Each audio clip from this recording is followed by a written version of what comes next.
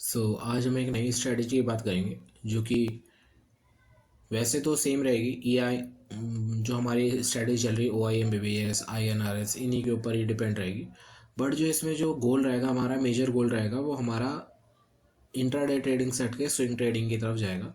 क्योंकि as you know यार, intraday trading में पोटेंशियल नहीं लग रहा मुझे लॉन्ग टर्म के लिए।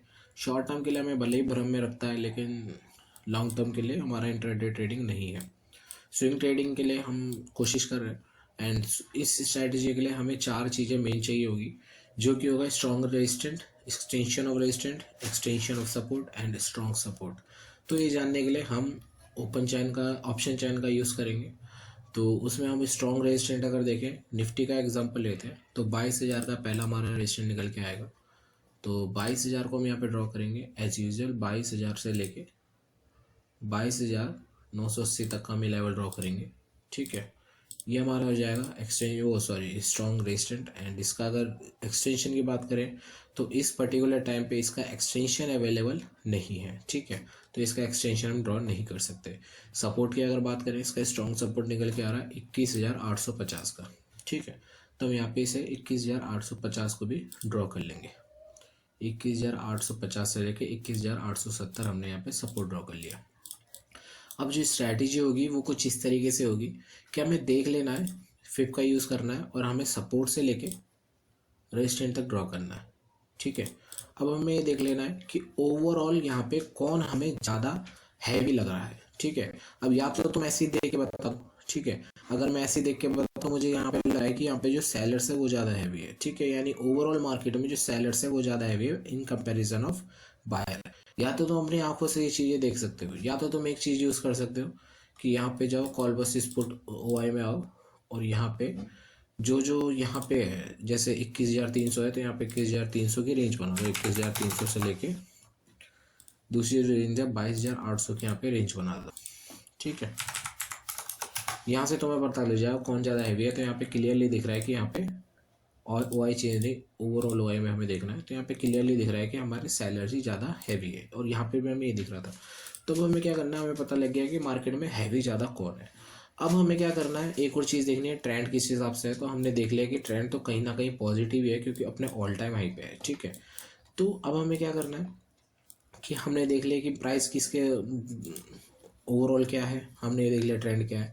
तीसरी चीज़ हमें जो देखनी है वो देखनी है कि मार्केट किसकी तरफ पहले है। अब हमने फिप देखा, फिप का 50% होता है, यानी सपोर्ट और रेजिस्टेंट के बीच में, और 0.38 0.236 यानी कि अपने रेजिस्टेंट के नियर बाय है और अपने सपोर्ट के नियर बाय है। अब हम मुझे दिख गया कि यहाँ पे जो प्रेशर है वो सेलिंग की साइड के लिए ज़्यादा है। तो मैं क्या करूँगा कि सेलिंग का ट्रेड एग्जीक्यूट करूँगा। सेलिंग का ट्रेड कैसे एग्जीक्यूट करना है कि मुझे पहला ट्रेड अब रेजिस्टेंट पे नहीं लेना, पहला ट्रेड नियर बाय रेजिस्टेंट पे लेना है। यानी कि क्योंकि कई बार क्या होता है कि प्राइस रेजिस्टेंट पे कभी आता ही नहीं है, अपने एक्सटेंशन और रेजिस्टेंट से चला जाता है, रेजिस्टेंट तक मुश्किल ही आता है। तो अब हमें क्या करना है, 0.38 से लेके 0.236 के बीच में से जो 50% होगा उसे यहाँ पे ड्रॉ कर लेना है। ठीक है, अभी मैं इसे ड्रॉ भी कर लेता हूँ। उसे हमें यहाँ पे ड्रॉ कर लेना है कुछ इस तरीके से। ठीक है, हमने यहाँ पे इसे ड्रॉ कर लिया, और इसे वहीं फिर से ऊपर ले जाना है, और इन दोनों के बीच में ड्रॉ करना है फिर 0.0 से लेके 0.236 तक। यहाँ पे हमें फिर से इसे 0.5 को ड्रॉ कर लेना है। अब यहाँ पे क्या हुआ कि हमें दो एंट्री पॉइंट मिल गए। एंट्री पॉइंट कौन से, सेलिंग की साइड के लिए। अब मुझे क्या है, प्राइस जैसे ही इस वाले लेवल पे आता है मैं अपना पहला ट्रेड एग्जीक्यूट करूंगा, जैसे ही इस लेवल पे आता है मैं अपना दूसरा ट्रेड एग्जीक्यूट करूंगा, और स्ट्रॉन्ग रेजिस्टेंट के ऊपर का लेवल जो 10-15 पॉइंट का होता है वहां पे मैं अपना SL ड्रॉ करूंगा। ठीक है, अब यहाँ पे कुछ इस तरीके से काम होगा कि पहला लॉट मैं यहाँ पे ऐड कर लूंगा। ठीक है, एज इट इज़, क्योंकि यहाँ पे प्राइस चल रहा है। अगर प्राइस यहाँ चल रहा होता तो मैं वेट करता इस चीज़ का, इस प्राइस को यहाँ तक आने के लिए। अभी के सिनेरियो के हिसाब से यहाँ पे एक ट्रेड बन रहा था। ठीक है, और मैंने कहीं ना कहीं उस ट्रेड को लिया भी, और मैंने इस ट्रेड को आगे के लिए होल्ड कर रखा है। 21,800 की मैंने CE को ले रखा है। अब ये और चीज़ है कि कौन सी स्ट्राइक प्राइस चूज़ करनी है। तो स्ट्राइक प्राइस हमारा जो सपोर्ट होगा उसी की स्ट्राइक प्राइस चूज़ होगी 21,800 की। ठीक है, जो नीचे हमारा सपोर्ट है उसकी हमारी स्ट्राइक प्राइस चूज़ होगी।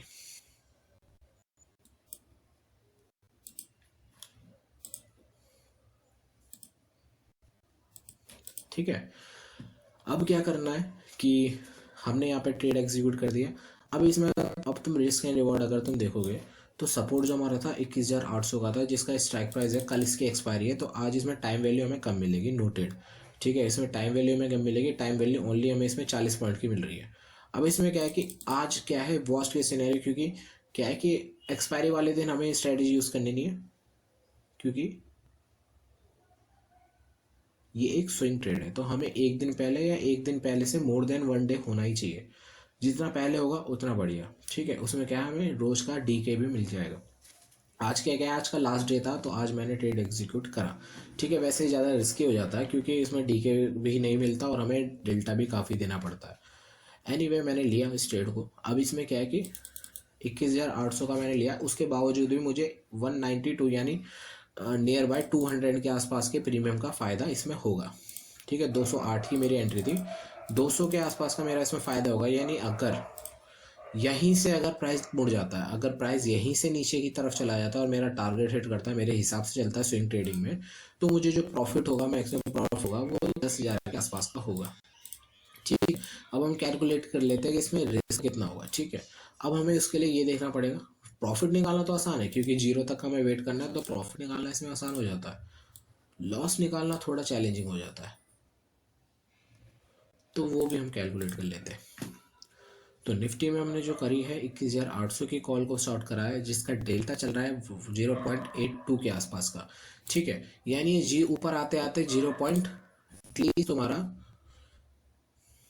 0.82 0.90 के आसपास ये हो जाएगा। ठीक है, अब हम इसमें रिस्क निकालेंगे कुछ इस तरीके से निकालेंगे, यहीं पे अगर मैं सेल करता हूँ तो एक लॉट में मेरा जो नुकसान होगा 60 पॉइंट के हिसाब से होगा, यानी 60 इंटू 0.90, एक लॉट का जो मेरा नुकसान होगा 54 पॉइंट्स के आसपास का होगा, जो कि अगर मैं इसे कर देता हूँ 2700 के आसपास का मेरा इसमें लॉस होगा।